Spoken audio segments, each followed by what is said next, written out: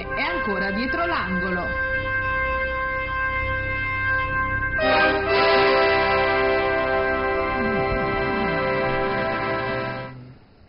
Allora, 31 ottobre, 2 novembre del 2010, dicevo prima, un'alluvione che ha interessato gran parte del Veneto e che ha riportato la memoria anche alla grande alluvione del 66 e che ha innescato finalmente come possiamo dire, una reazione anche politica su quello che sono le opere da fare per mettere in sicurezza il territorio. Costi enormi, danni enormi, in termini anche non solo, soprattutto per le persone, ma anche per le attività produttive. Allora ricordiamo, prima di iniziare a parlare, ricordiamo quell'evento con questo breve servizio.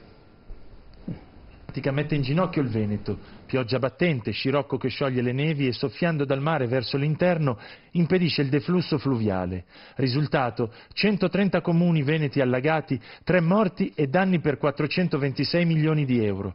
Comincia lo scaricabarile sulle responsabilità, mentre la popolazione come sempre si rimbocca le maniche e cerca di salvare il salvabile. Verona, ma soprattutto Vicenza e la provincia di Padova a pagare il prezzo più alto. Questo il passato, ma oggi la situazione com'è?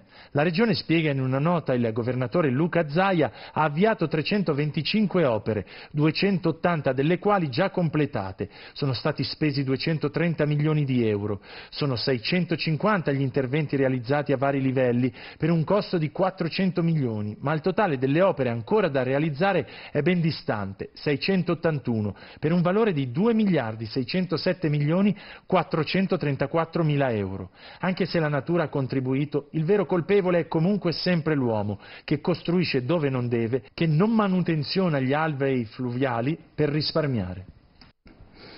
Allora, qui abbiamo il collega Emiliano Schincaglia ha un po' puntato il dito anche su questo Veneto cementificato e sulla mancanza di manutenzione degli argini, dei corsi d'acqua. Io inizierei innanzitutto dando la parola all'assessore Bottacin per capire qual è la situazione. Allora, la Regione ha focalizzato il suo primo intervento con la realizzazione dei bacini di laminazione, no? È così?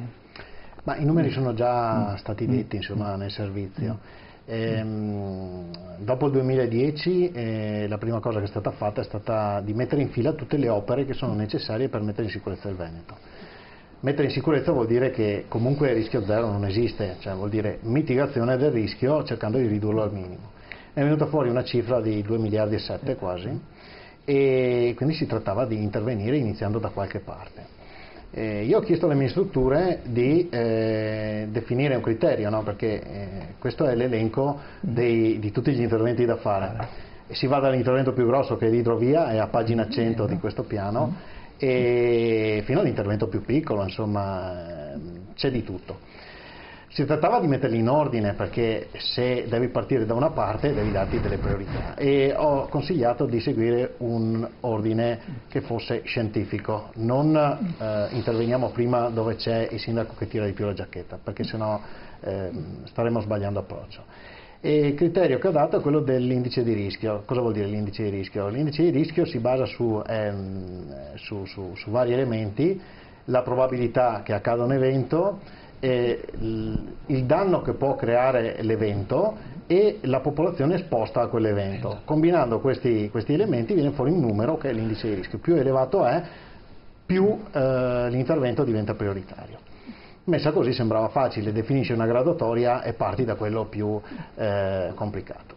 E lì sono iniziate le difficoltà, nel senso che per affrontare questi interventi, una volta definita la graduatoria, noi viviamo in un paese in cui l'82% delle tasse viene incassato dallo Stato, e quindi gli enti periferici come le regioni devono andare a Roma e chiedere i soldi dicendo: noi abbiamo questo piano, abbiamo questo criterio, finanziaci.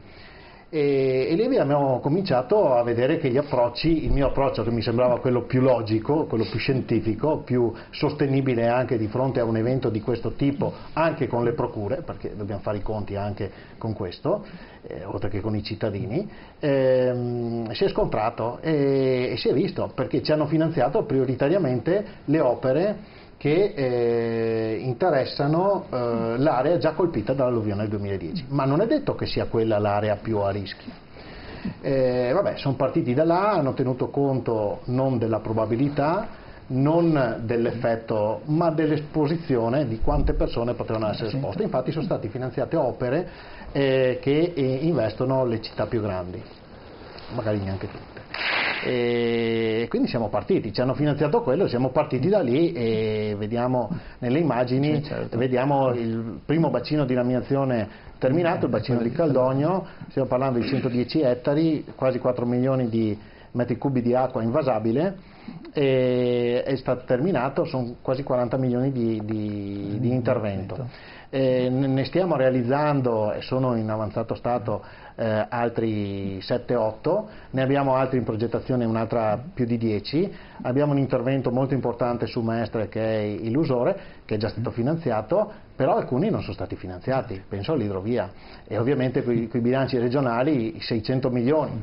Qualcuno dice qualcosa in meno, ma insomma l'ordine di grandezza è quello, stiamo parlando della più grande opera idraulica che dovrebbe essere realizzata, credo, in Italia, sicuramente in Veneto, ma credo in Italia, in questo momento non è finanziata. Noi continuiamo a batter cassa e cerchiamo di ottenere i finanziamenti, ripeto, io mi baso sempre su quell'indice, l'indice di rischio, si finanzi prima l'opera che espone la popolazione a rischio maggiore e poi il resto.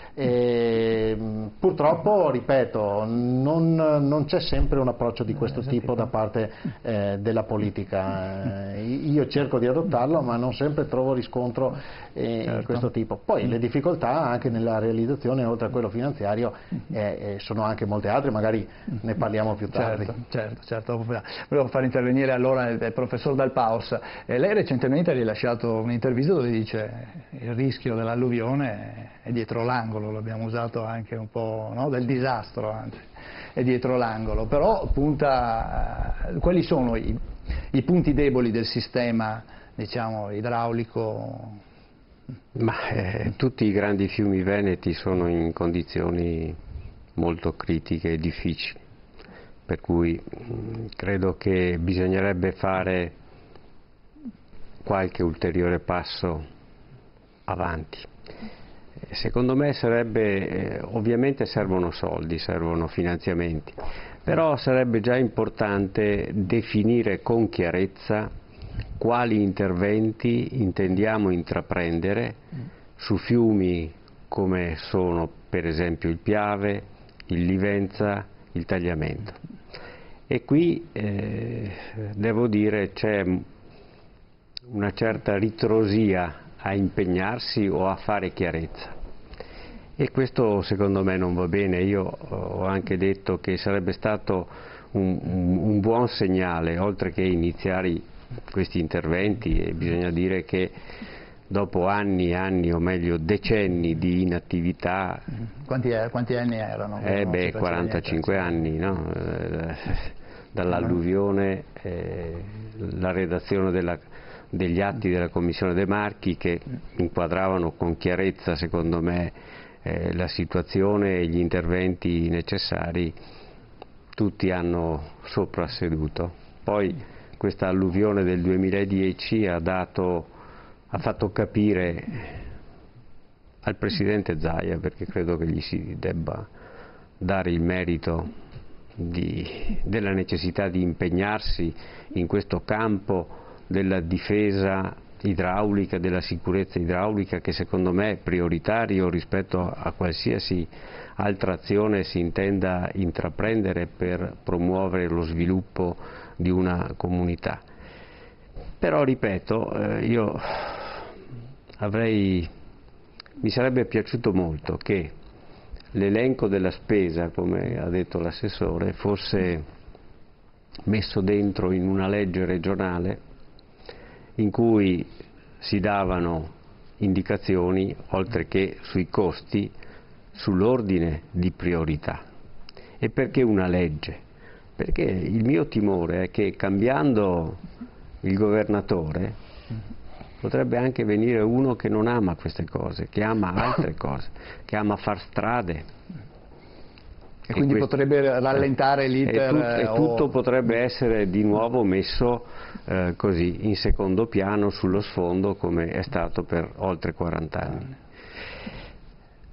Mi sembrerebbe importante, se non si vuole andare in questa direzione, che peraltro è la direzione e la strada percorsa dagli olandesi quando, sommersi da quel disastro che fu la famosa alluvione del 53, non creata dai fiumi ma creata dal mare, questi si impegnarono e emanarono una legge che è il Delta Act, approvato dal governo olandese circa 6-7 anni dopo il fatto e dopo che erano state individuate le opere necessarie, e questi con questo elenco di opere sono andati avanti non 30 anni, poco più di 30 anni, e però quel progetto è stato definito e realizzato.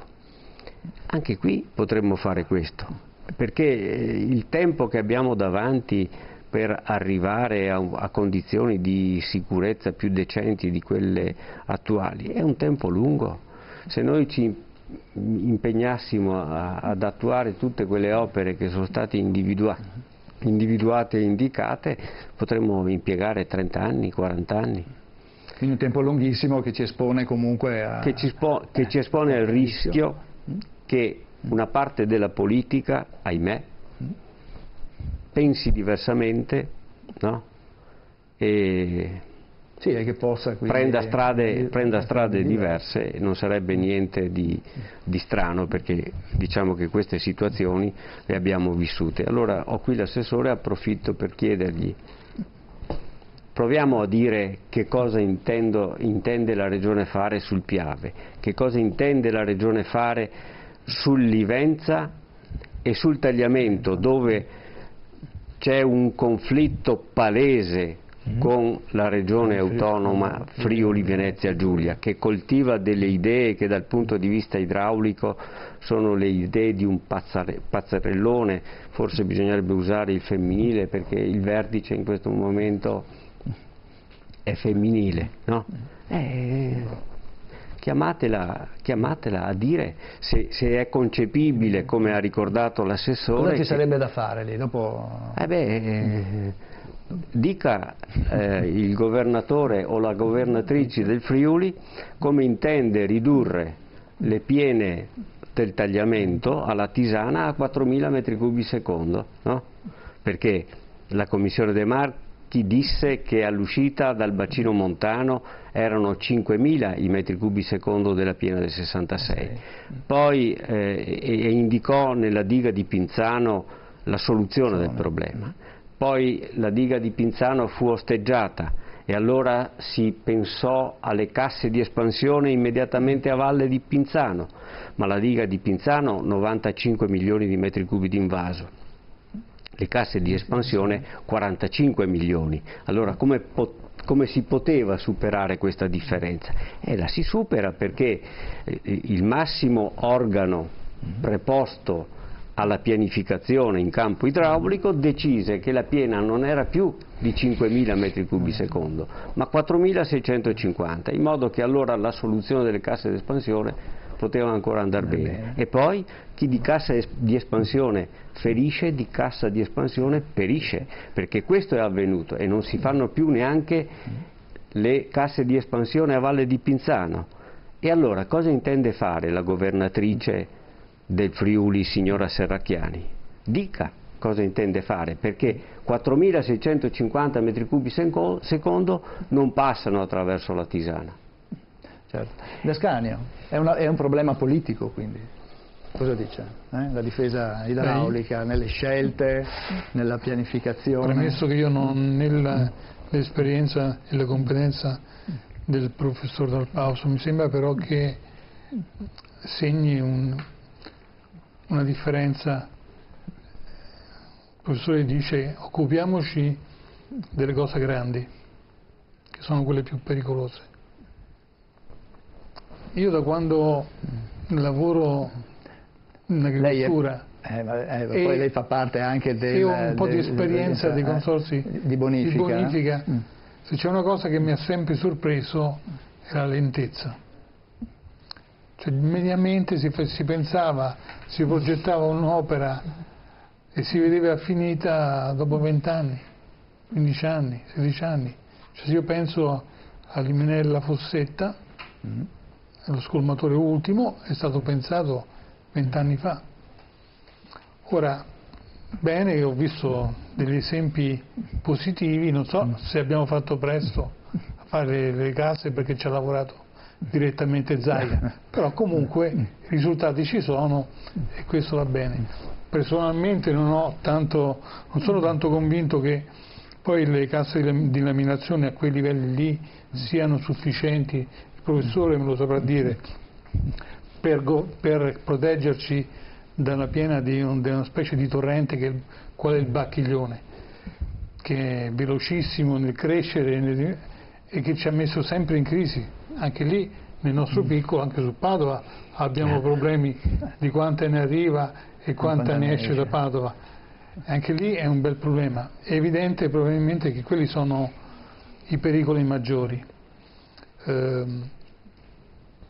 Certamente le somme sono insostenibili in questo momento e quindi è evidente il principio che ha detto anche l'assessore è del tutto condivisibile. Bisogna che noi stabiliamo quelle che sono le priorità e su quello bisogna lavorare. È evidente che però c'è un qualcosa che noi però continuiamo a fare, perché noi non facciamo tutto questo a bocce ferme.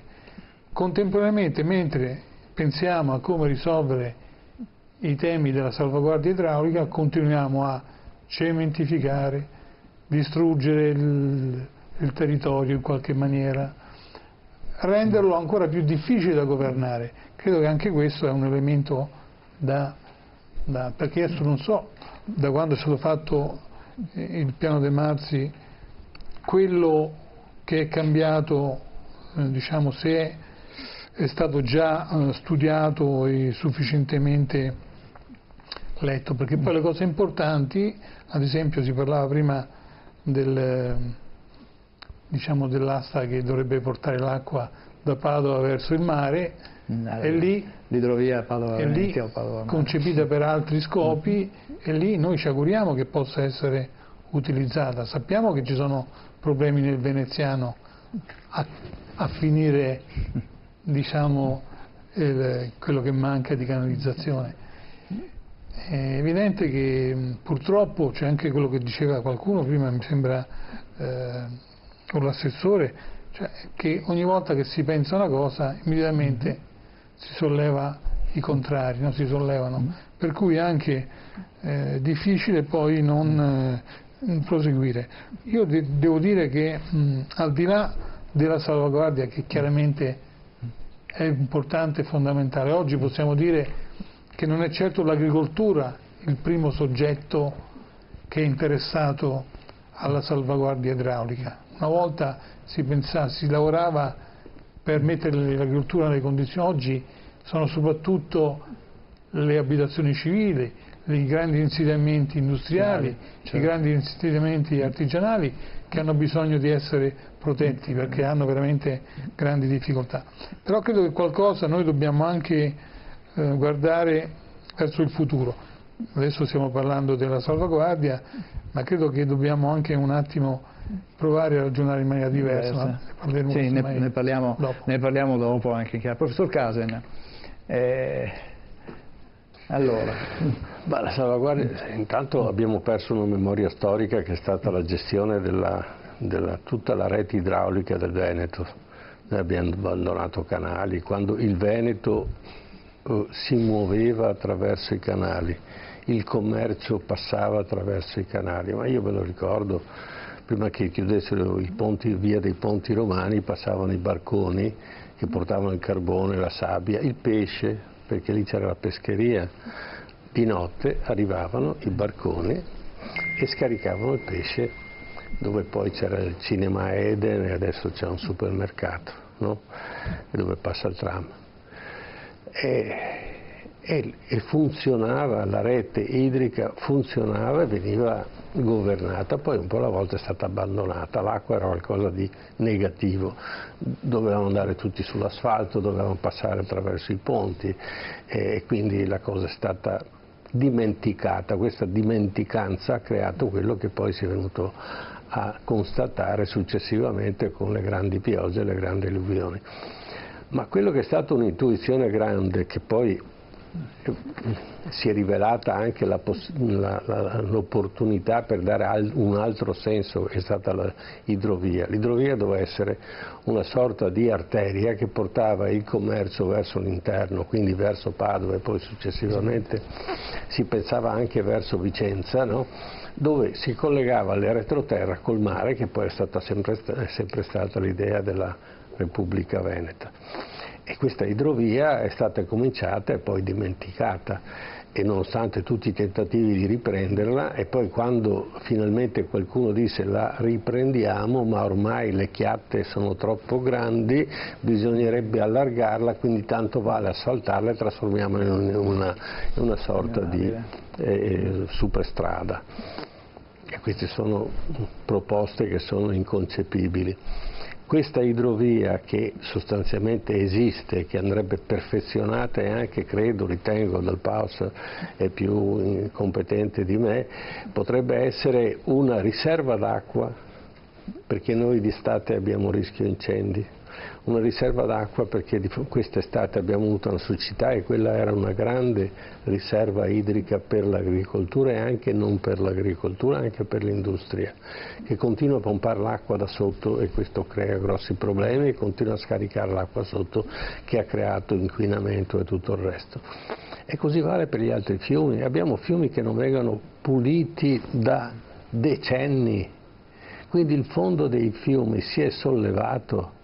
Allora c'è tutta una discussione filosofica se scavare di nuovo i fiumi, perché creeremo una situazione di disagio nel corso del fiume, oppure lasciarli così come sta, eccetera. Io non so, non ho la soluzione, però ci vuole una competenza, un gruppo di competenti specifici, e non solo, giustamente, si hanno pochi soldi, si fanno delle cisterne d'acqua per evitare un'esondazione terribile come è stata ultimamente, ma bisogna anche organizzare il territorio e renderlo compatibile con le vie d'acqua, e soprattutto abbiamo scoperto che queste vie d'acqua sono essenziali per l'economia del Veneto. Sono prioritarie, l'agricoltura in Veneto è prioritaria ormai. Abbiamo uno sviluppo nell'agricoltura che è esponenziale rispetto alle altre regioni, e l'acqua abbiamo visto che finché c'è nessuno si lagna, ma quando viene a mancare allora abbiamo avuto la siccità che abbiamo visto. Quindi quello che io chiederei all'assessore, una strategia globale non solo per difenderci dal rischio, ma anche per pensare avanti che cosa si può fare. Faccio dei bacini di laminazione, ma li tengo anche pieni, perché c'è la siccità e io non so quando arriva la siccità, né so quando arriva l'alluvione, e quindi può essere un punto di riferimento. Ma ripeto, ci sono degli esperti, fate uno staff di esperti, ma probabilmente l'avete già, ma un'altra cosa, date voce a quello che state facendo, perché se no la gente non sa, e quando si trova di fronte a certe situazioni si fa lo scaricabarile al primo che capita. E invece bisogna stabilire che se Roma non manda i soldi, signori, il prossimo anno se succede qualcosa dovete andare a Roma, no? Oppure noi abbiamo fatto fino a qua, adesso dovremo fare quest'altro, e sentire i tecnici come Dal Paus, che alla fine vi danno delle indicazioni che sono sicuramente precise. Certo. Saccardo, com'è cambiata la pioggia in questi anni? Oggi stiamo parlando anche di siccità, ma anche l'alluvione di conseguenza, insomma, è una... Il Veneto è soggetto a vari fenomeni importanti che possono essere di breve durata e interessano più quindi le città, gli aspetti fognari, la bonifica, e poi eventi importanti che durano più giorni, di piogge importanti, intense, ma che durano più giorni o che cominciano con la neve, poi si scioglie, come il 66, come in altri casi. Allora, dal punto di vista tecnico, a me preoccupa quello che ha ricordato il professor Dal Paus, che dal punto di vista puramente statistico noi cosa facciamo? Mettiamo insieme le serie storiche di precipitazione e diciamo, lo chiamiamo tempo di ritorno, qual è la probabilità che questo evento ritorni. Allora faccio un esempio della mia storia professionale. Nel 2006 a settembre c'è stato un evento di precipitazione che ha interessato il veneziano di una certa intensità e ha fatto parecchi danni. Ho calcolato il tempo di ritorno per Mestre e veniva fuori 120 anni, mi pare, un centinaio d'anni. L'anno dopo c'è stato il 2007, che quindi era un outlier completo e che quindi... Allora, le valutazioni che non aveva fatto il 66, cos'è? Professor Dal Paus, c'è chi dice 100, c'è chi dice 60. No, 60 non credo. Più 100 che 60. Speriamo che sia più 100, però i tempi di ritorno a questo principio, che come quello di Mestre, che nel 2006 erano 120 anni, l'anno dopo è avuto un evento molto...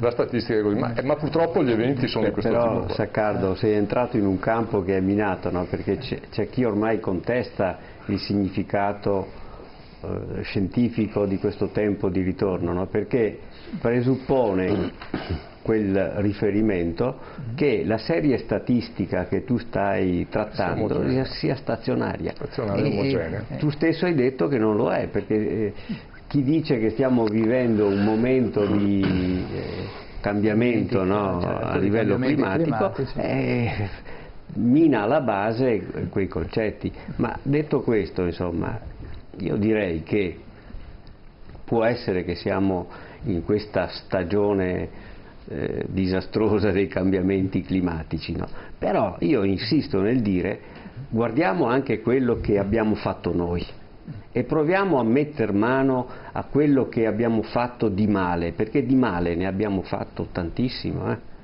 Qui siamo a Padova, avete parlato dell'idrovia, a cavallo dell'idrovia in Padova c'è una delle zone industriali più importanti dal punto di vista economico d'Italia. Ebbene, quella è una zona estremamente vulnerabile dal punto di vista della sicurezza idraulica.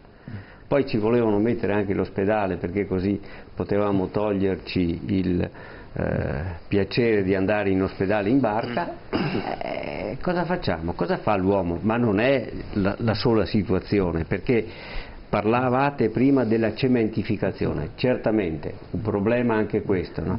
Ma il vero disastro del Veneto è stata la pianificazione territoriale che hanno attuato i pianificatori dal 1900, o che non hanno attuato, perché in realtà noi non credo che abbiamo mai fatto della pianificazione territoriale in modo serio, no? È quello il vero problema di questo.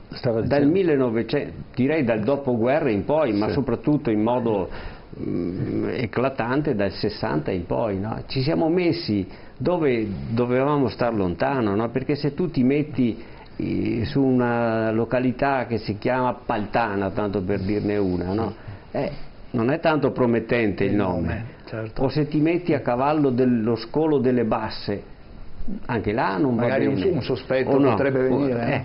Che il nonno magari nella sua saggezza, no, non avesse pensato di chiamare quello scolo in quel modo per metterti un po' in guardia.